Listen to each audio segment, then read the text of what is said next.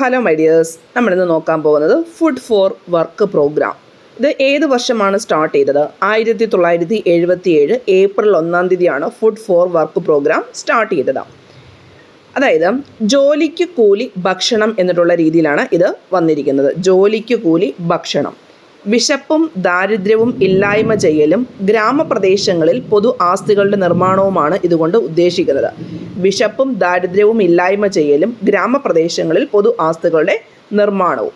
National rural employment പ്രോഗ്രാമിൽ ഇതിനെ ലയിപ്പിച്ച വർഷം 1980 ഈ ഫുഡ് ഫോർ വർക്ക് പ്രോഗ്രാമിനെ നാഷണൽ റൂറൽ എംപ്ലോയ്മെൻറ്റ് പ്രോഗ്രാമിൽ ലയിപ്പിച്ചത് 1980.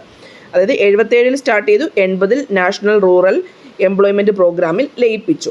തൊഴിലിനു കൂലി ഭക്ഷ്യധാന്യങ്ങളായി സഹായവില നൽകി ഗുണഭോക്താക്കൾക്ക് അത്യാവശ്യം പോഷണം ഉറപ്പുവരുത്തുന്നുണ്ട്. അപ്പോൾ ഫുഡ് ഫോർ വർക്ക് എന്നിട്ടുള്ള രീതിയാണ്. അപ്പോൾ തൊഴിലിന് കൂലി ഭക്ഷ്യധാന്യങ്ങളായിട്ട് നൽകിയിട്ട് പോഷണം ഉറപ്പുവരുത്തുന്നുണ്ട്. പക്ഷേ തൊഴിലില്ലായ്മ കുറയ്ക്കാൻ ഈ പദ്ധതി സഹായിച്ചിട്ടില്ല. ബിക്കോസ് എന്തുകൊണ്ടാണ്?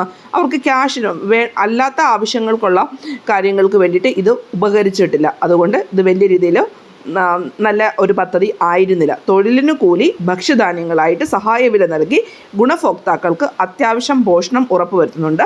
തൊഴിലില്ലായ്മ കുറയ്ക്കാൻ വേണ്ടിയിട്ട് ഈ പദ്ധതി സഹായിച്ചോ എന്ന് ചോദിച്ചു കഴിഞ്ഞാൽ ഇല്ല എന്ന് പറയണം. Okay, thank